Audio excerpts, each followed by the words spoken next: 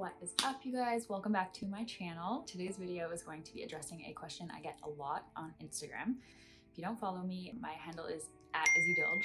Make sure you check it out so you'll know what I'm talking about. And that question is how I edit my Instagram photos. So that is what we are going to be talking about in today's video.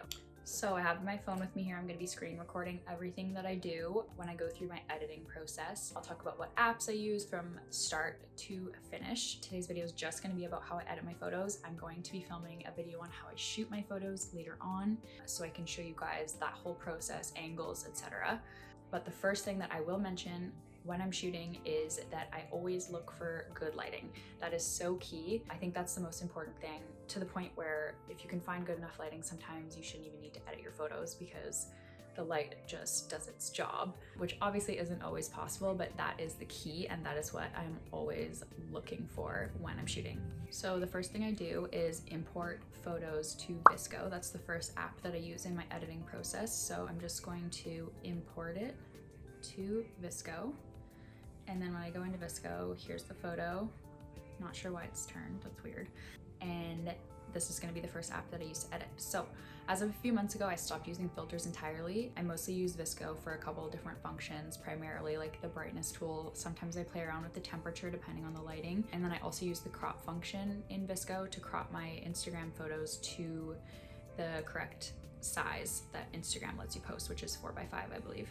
So first thing, I'm gonna adjust the lighting a little bit. I generally like to turn it up a tiny bit. And when I say a tiny bit, I literally mean like 0.2. Like I don't really overly edit my photos whatsoever. And then I'm gonna adjust it, like I said, to Instagram size. I usually like to leave in my feet and leave a bit of space above my head so that when it shows on your grid, your like head or feet aren't like completely cropped out, if that makes sense. Next thing I'm gonna do, I'm gonna turn the temperature down a tiny bit, let's go -0.2 here. And then that's it. Sometimes I add a little bit of grain to my photos, but I haven't really been doing that recently either. So that's literally it. Like, I'm just tapping on the screen so you can see like how little I've edited, but that's kind of what I like. So I'm gonna save it, save to camera roll. The next app that I use to edit is Facetune. So I've already gone ahead and imported this photo into Facetune. So the tools that I usually use in the Retouch tool, sometimes I'll whiten things if I want like a background to be a bit whiter, or like sometimes if the light's weird, I can whiten my teeth a little bit if needed. I usually use the smooth tool to like iron out any like wrinkles. Every once in a while I use it like on my skin like a tiny bit, in case I haven't shaved my legs. Great trick. Smooth my skin a tiny bit. Sometimes my forehead light can go a little bit wonky, so I'll give it like a little mini smooth. Then I always turn it like way down, so it's actually like not crazy over the top edited. It's just like very lightly. Next tool I always use is the details tool. I usually add a little bit of detail to my eyelashes to make them pop, especially when I don't have extensions like right now. So I'll add a little bit of detail to my lashes, sometimes little like logos that you want to pop, and always my jewelry. I'll give it a little detailing. I think that's pretty much it. So I'm gonna go ahead and save that to my camera roll.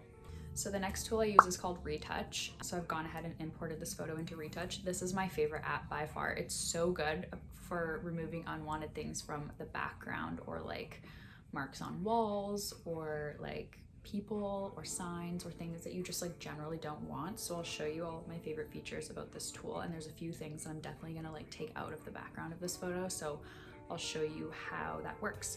So there's the object removal tool, which obviously is really good for removing objects. So I'm gonna go ahead and take this whole window out of this photo. Hopefully this works. Sometimes you need to try a couple times. Boom, gone. So then I'll just go in and like touch up the little marks there, make sure it doesn't look like it went wonky or anything. There you go, window gone. There's some weird graffiti here too. I'm just gonna go ahead and clean that up a little bit. Sometimes for stuff like this where you're just trying to make things blend into a wall, the quick repair tool is really good too. So I'm gonna go ahead and take this reserved sign out of here as well. That was pretty good. Clean that up a little bit and gone. How much better does that look? So much cleaner, right? So that is that. There's also this tool, which is really awesome. It's really good for removing lines. So if there's like power lines in your photo or like fences or like signs with poles, I'll just show you how this works. So you can like draw over a line and it like will get rid of it for you. I'm not gonna do that for this photo, but just so you know how it works. And then the clone stamp tool, also a cool tool. You can just kind of put it on what part you want the part that you're editing to look like and clone stamp it. So like I grab that area, I drag it over here, and then that area, this area is cloned to look like that area. Kind of cool, kind of simple. Gonna undo that because I don't really want that for this particular photo. And that is done. So I'm gonna go ahead and modify the original and save it to my camera roll.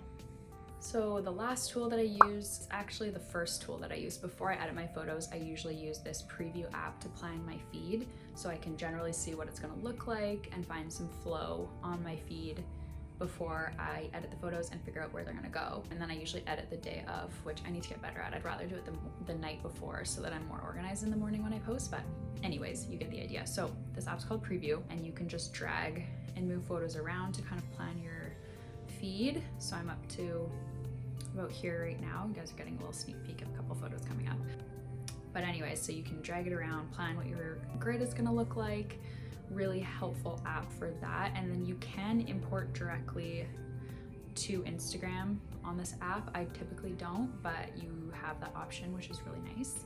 I feel like everyone finds flow differently, but in terms of planning my feed, I typically like to have a mixture of like depth and close-ups, mix of like standing full body photos, standing like just in these upcut photos, some detail shots, mix of colors.